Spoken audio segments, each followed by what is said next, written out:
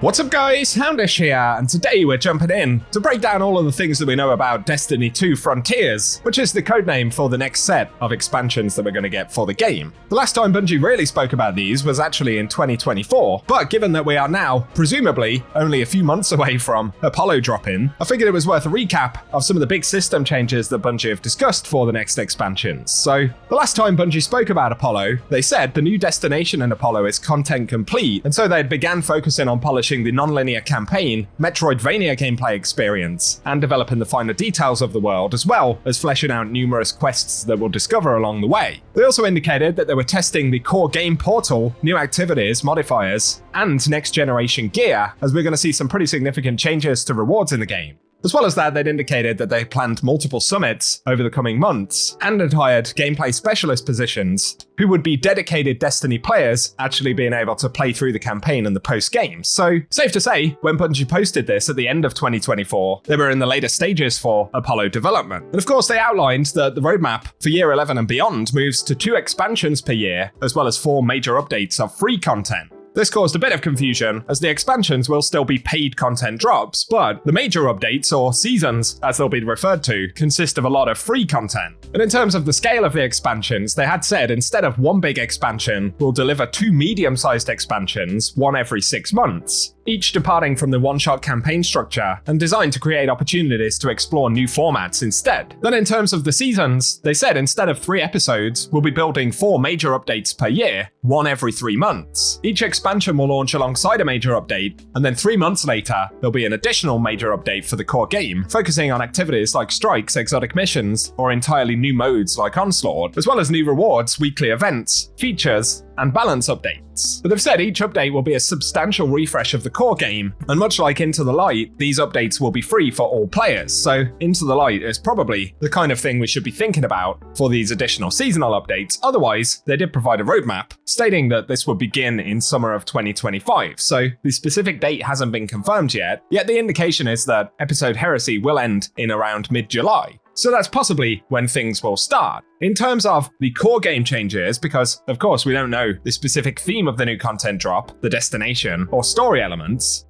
but in terms of systems, they've said that the portal screen will be the new default activity selection screen, which replaces the current destination map, so this is basically where we're going to land. And on top of traditional playlists, there'll be these new playlist buckets like Solo Ops, Fireteam Ops, Pinnacles, Crucible, or Event. But on the right-hand side, we also have the Tower, and the destination option for the most recent expansion, so that'll feel different in itself. And Solo Ops is one of the components that some players are pretty interested in. Bungie have said their activities aimed at short playtimes and to be manageable for solo players, launched from the portal with a base playtime of around 10 minutes. They aren't intended to be intense tests, but more to focus on the joy of playing Destiny's action sandbox. Plus, Solo Ops will support scoring and challenge customization, which is another new system which can affect our reward drops. We'll touch on that in a moment, but overall they'll allow players to make incremental progress towards better and more powerful gear. And in terms of gameplay, each of the missions should come with a variant for at least 2 combatant factions, as well as optional additional goals, as well as the presence of treasure goblins, enemies that drop a bunch of loot, or passageways to secret rooms opening where they'd normally be closed. So it sounds like there may also be a sort of mini exploration component to these as well, perhaps not dissimilar to something like the Dreadnought in Heresy. And so this can be played solo or with 3 players. Otherwise, there's Fireteam Ops, which are 3-player activities for match-made or pre-made groups, designed for fire teams with more cooperation and coordination, with activities like Strikes, Onslaught, the Coil, and new seasonal activities in the future. On top of that, for Flashpoint Ops, they say planned for a future season, these are 6-player activities, which should be match-made, and this category will be introduced later in 2025, featuring more chaotic 6-player combat-like offensives, so probably in line with 6-player seasonal activities. And then the Pinnacle Ops will include more challenging content like dungeons, exotic missions, and full-length onslaughts, as well as their own exclusive reward pool to claim. And then of course the Crucible, providing an opportunity to test our mettle against other players. And again, the Crucible will get an exclusive reward pool, so Bungie are kind of bucketing different activity types into these categories to make it easier and more obvious to players of what the actual activity and reward options are on a weekly basis.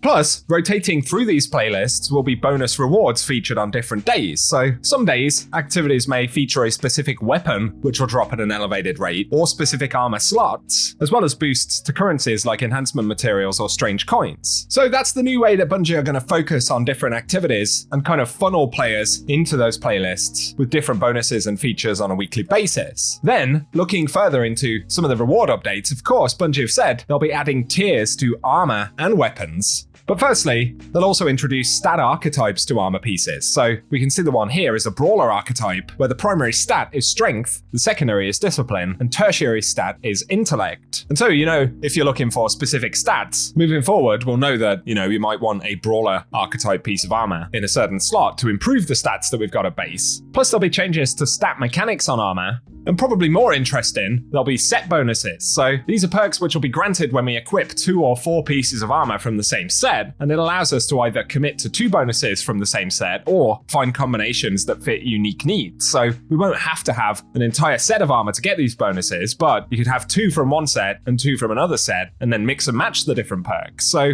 they give examples like a Tex Mechanica set bonus, and with 2 pieces of armor, while shooting from the hip, you have increased movement speed and weapon handling, and the effect increases when you score hits. Then with 4 pieces, Tex Mechanica weapons have increased range and accuracy when hip fired. Other examples are non-stop aggression, where the first perk allows final blows with freshly reloaded weapons to heal you, and the second allows damaging a target with a shotgun or fusion to increase damage from those weapons for a short time. We also have Demolitions Expert, and direct hits with explosive weapons temporarily increase their reload speed, and Perk 2 allows repeated direct hits with explosive weapons to increase grenade ability damage. But finally, we also have Vanguard Operative, and activating a grenade gives you and nearby allies damage resistance against combatants. Then the second perk lets defeating champions with a finisher generate special ammo for you and the fire team. So this is going to be a new interesting component for armor drops. They've also added that they won't make our existing armor redundant in terms of power level or sunsetting, essentially, but of course, there's a strong chance that they'll basically be power crept out of relevance. And of course, tiers will also apply to weapons. So Bungie have said the baseline tier of legendary weapons and armor will be equivalent to current day legendaries, with higher tiers being generally equivalent to adept weapons in terms of upgrade. And as we can see, it's looking like different tiers will essentially enhance additional bonuses on these weapons. So moving forward, barrels and magazines will be enhanceable. Also, the origin trait on this one is enhanced. And we don't know the exact distributions of those enhancements, but safe to say, as we increase the tiers, more of those perks will essentially be enhanced. Of course, there's a lot more that we'll want to know about these upgrades, how they may apply to old gear, whether older weapons could be upgraded to have tiers, for example. We don't know exactly what will happen on that front yet, so that's quite a big question potentially, and obviously there'll be a lot of anticipation for when Bungie actually go into these details. Following the initial expansion drops though, on a yearly basis, Bungie have said, in the first major update after the expansion, the new raid that they'll drop in Apollo will receive a challenge update, which will add new rewards, mechanics, feats, and potentially even new encounters. This update will kick off with a raid race event and be a venue for experienced raiders to further challenge their skills. Plus, there'll be new and exclusive rewards added to these as well, like new weapons and the catalyst for the raid's exotic weapons. So this is going to be part of the kind of endgame chase moving forward. We get a new raid in Apollo itself, then 3 months later, that raid basically gets an update with a new race and all of that kind of stuff. Then 3 months after that, we'll get a new dungeon instead. So it's kind of going raid, dungeon, raid, dungeon. And so in codename Behemoth, which is the second expansion, there will be a brand new dungeon. And they say because the dungeon will be launching as part of the expansion, there'll no longer be a separate dungeon key. So it will come with the expansion drop, and the reward offering for new dungeons will be expanded to include full weapon and armor sets on par with raids. So we won't see the smaller loot tables anymore, but dungeons will have, more or less as many weapons as raids get. So maybe 6 or 7 weapons if you're lucky. Plus, for folks who want to see something like Pantheon come back, of course we know that we're getting Rite of the Nine at the end of Heresy, but Bungie have said in the 4th major update of the year, the Destiny year, of course, so they're probably referring to 2026 now, but there will be another event that introduces novelty and allows our team to experiment with legacy raid and dungeon offerings to create surprising aspirational challenges. So Pantheon 2.0 will essentially exist, but it will be right at the end of this content year.